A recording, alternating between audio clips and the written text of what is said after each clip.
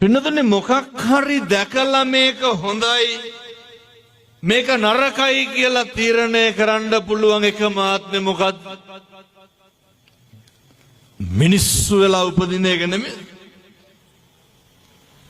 ඒක තහවුරු කරන්න පුළුවන් තේරුම් ගන්න පුළුවන් එකම ආත්ම භාවය තමයි මනුෂ්‍ය ආත්ම භාවය. බුදු වෙන්නත් කවුරු වෙලාද උපදින්න ඕන? මිනිස්සු වෙලා. දෙවියන්ට මේක තේරුම් ගන්න බෑ. මොකක්ද මේ යථාර්ථය? මේක പ്രേත ලෝකයට තේරුම් ගන්නට බෑ. මේක තිරිසන් ලෝකයට තේරුම් ගන්නට බෑ. මතක තියාගන්න. තාම ඇස් දෙක පේනවා. ඔය කන් දෙක තාම ඇහෙනවා. මේක ඊළඟ තප්පරේදී ඇහෙන්නේ නැති වෙන්න පුළුවන්. ඊළඟ තප්පරේදී මේක පේන්නේ නැති වෙන්න පුළුවන්. මොකද පින්නතුනි කවදාවත් මේ ලෝකේ අපි හිතන දේවල් වෙන්නේ. අපි අයි එළවක් ගැන හිතන්න කලින් මෙලොව ජීවත් වෙලා ඉන්න එපා. මෙලොව සකසුරුවම් කරගන්න එපා. මෙලොව පිළිවෙලක් කරගන්න එපා. මැරිලා යන තැන ගැන ලොකුවට ඔට්ටු වෙන්න එපා. මිනිස්සු හරියට කියනවා නේද යන තැනකට මොනා හරි කරගන්නවට කත පුඤ්ඤහු බයත්ත නන්දති. පින් කරපු මිනිස්සු මේ ආත්මේ හොඳට වැඩේ වෙනවා නම් අය ලබන ආත්මයක් හිතන්න දෙයක් තියෙනවා. දෙලොවම සතුට වෙනවා. ඒ හින්දා එලොවට මැරිලා ගිහින් නිවන් දකින්නට දිව්‍ය ලෝක යනවට වඩා මේ ඉන්න එක දිව්‍ය ලෝකයක් කරගන්න. පළවෙනි යෝජනාව පින්නතුනේ ඔය මේක බොහොම පොඩි දෙයක්. මම මෙතෙක් රුපියල් 50ක්වත් වියදම් වෙන පින්කමක් කිව්වේ නෑ. අම්මයි තාත්තයි බිරිඳයි දරුවෝයි එකට බත් කන්න. ඔච්චරයි. මොකක්ද හෙට ඉඳන් කරන්න ඕන? එකට බත් ටික ගන්න. අද මේ සමාජයේ පිටින් තරුණයෝ දරුවෝ හැදෙන කාලයක්. පුරුදු වෙන්න. අම්මයි තාත්තයි බිරිඳයි දරුවෝයි එකට බත් ගන්න. මේ මුළු සංස්කෘතියක් වෙනස් වෙච්ච කාරණයක් තමයි ඊයර අපි දෙන්න හිටපු පළවෙනි සම්මා දිට්ඨි වැඩසටහනේ මම මුළු ලෝකෙටම කිව්වා මතකත් ඇති අයියට මේ අර උදේට බුදුහාමුදුරන්ට පැන් වීදුරුවක් පූජා කරන්නට කිව්වේ. පින්නතුනි රටක් වෙනස් වුණා ඔකට. මොකේටද? වතුර වීදුරුවකට. රටක් වෙනස් වුණා. තාත්තලා උදේ නැගිටලා අද ගෙදර ගිහින් හෙට උදේ නැගිටලා කවුද මේ කරන්න ඕනේ?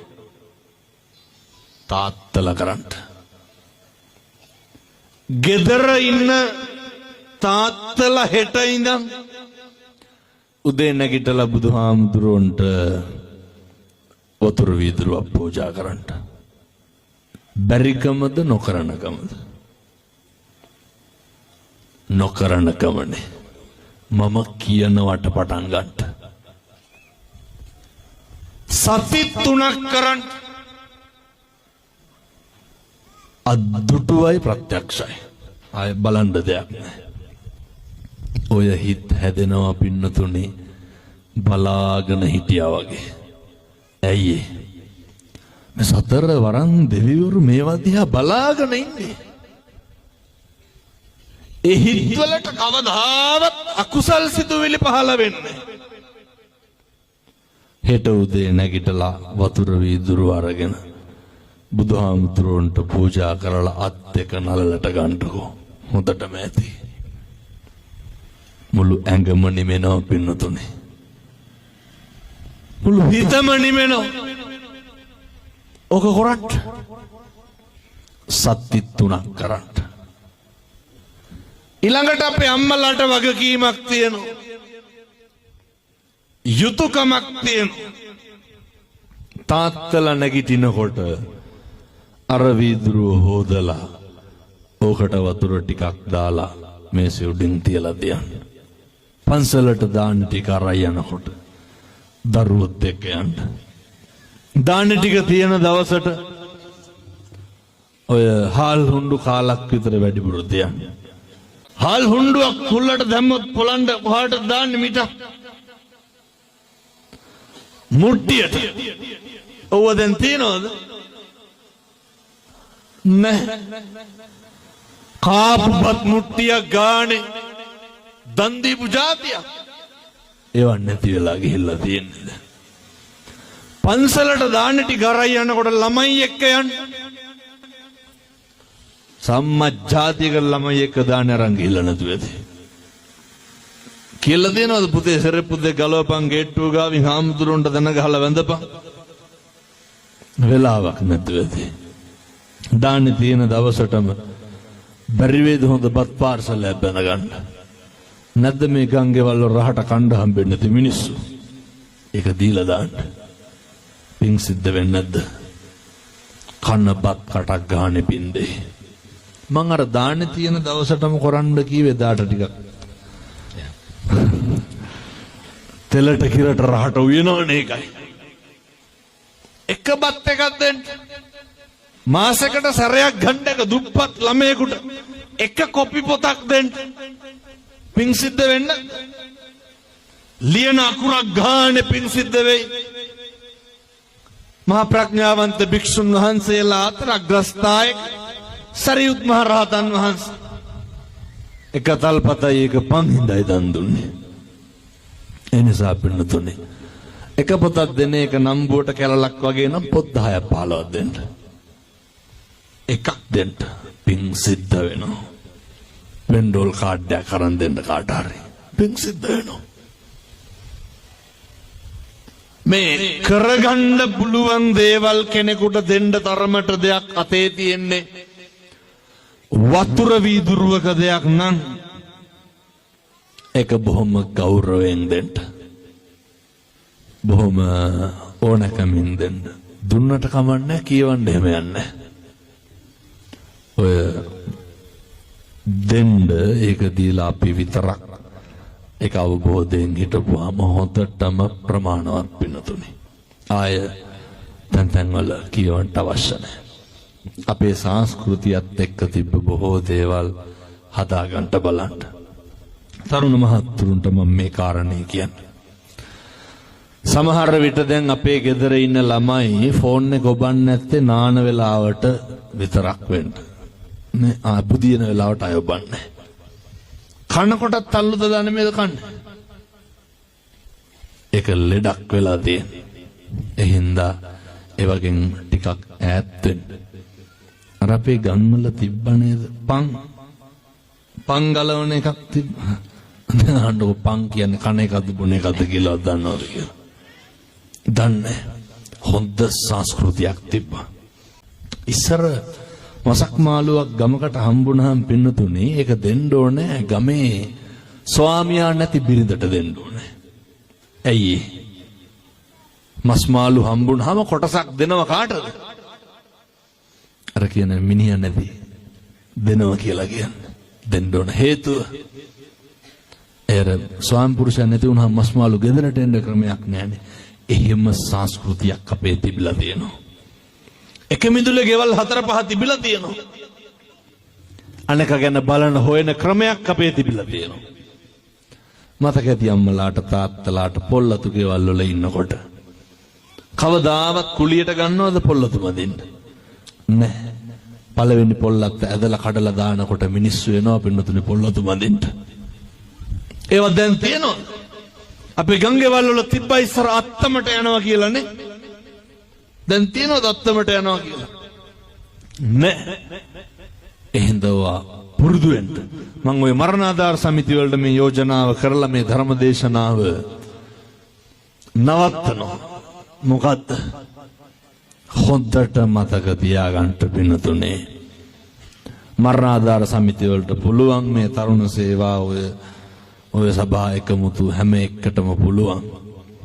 මේ ගම්වල නේ ඔය ළමයි දැන් විවිධ පෙති වර්ග බොණ්ඩ පුරුදු වෙලා ඉන්නවා.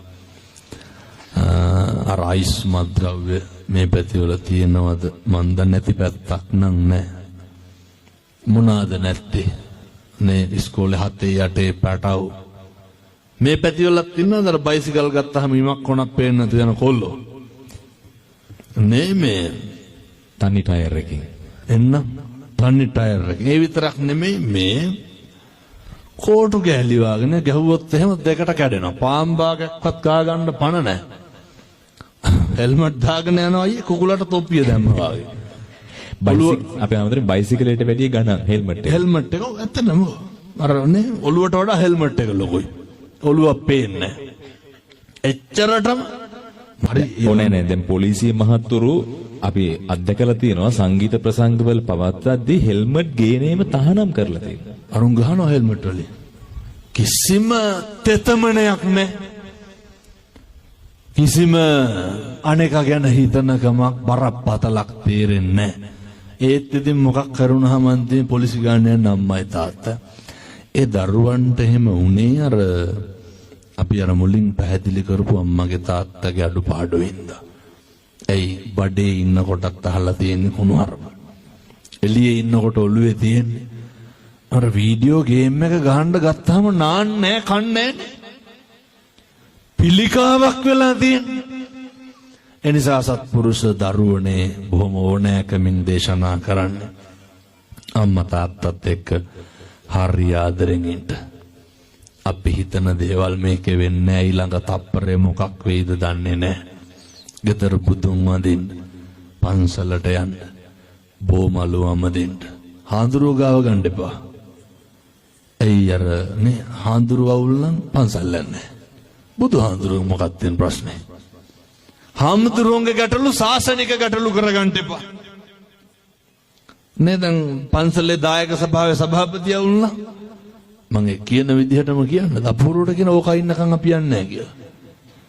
එහෙම එපා. හාමුදුරුවෝ ළමයා දහම් පාසල් තරඟට දැම්මේ නැහැ කිව්වම ආගෙමනුත් එක්ක අස් වෙනවා.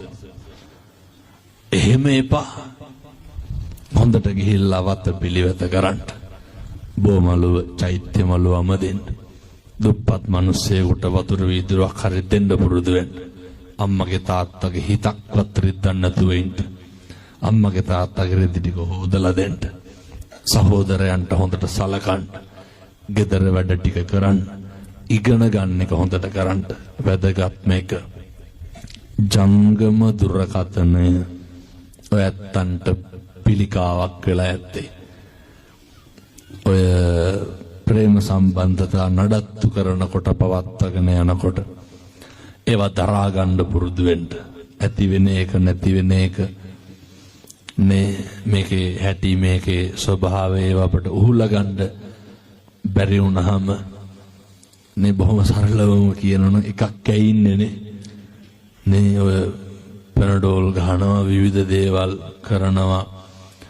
අර තියෙන හැම ඇරියස් එකක්ම ගෙදරින් පිට කරන්න යන්න එපා. මේ ලෝකේ හැම එකක්ම නැති වෙනවා. මොකද්ද නැති වෙන්නේ නැත්තේ? මේ ලෝකේ හැම එකක්ම වෙනස් වෙනවා. මොකද්ද වෙනස් වෙන්නේ නැත්තේ? මේ ලෝකේ හැම එකක්ම తాවකාලිකයි. මොකද්ද පින්නතුනේ తాවකාලික නැත්තේ? බිරිඳ తాවකාලිකයි, ස්වාමියා తాවකාලික. වෙනස් වෙන්නේ නැද්ද? වෙනස් වෙනවා. අම්මා තාත්තා වෙනස් වෙනවා, දරුවෝ වෙනස් වෙනවා, යාළුවෝ වෙනස් වෙනවා. කියමු බලන්න කවුද වෙනස් වෙන්නේ නැත්තේ? අපිත් වෙනස් වෙනවනේ. වෙනස් වෙන්නේ නැද්ද? අපිත් වෙනස් වෙනවා. අද ඉන්න අපි නෙමෙයි හෙට ඉන්නේ. අපේ අද තියෙන සිතුවිල්ල නෙමෙයි හෙට තියෙන්නේ. එහින්දා සිතුවිලි දාමයන් එක්ක මේ කරචකේ මාංශකේ ඉදිරියට අරගෙන යන්නේ. මේක ඊළඟ තප්පරේ මොකක් වෙයිද කියලා මට කියන්න බෑ. කාලෙකින් හම්බෙච්ච මනුෂ්‍ය ආත්ම භාවයේ හරි හොඳට සත්පුරුෂෝ විදියට ඉන්න අනේකගේ දුක වේදනාව කඳුල බඩගින්න හොඳට අඳුරගන්න. ඒ සඳහා අවශ්‍ය ශක්තිය, ධෛර්යය මේ අම්මලාට තාත්තලාට දලදා හාමුදුරුවන්ගේ පිහිටෙන් ලැබේ.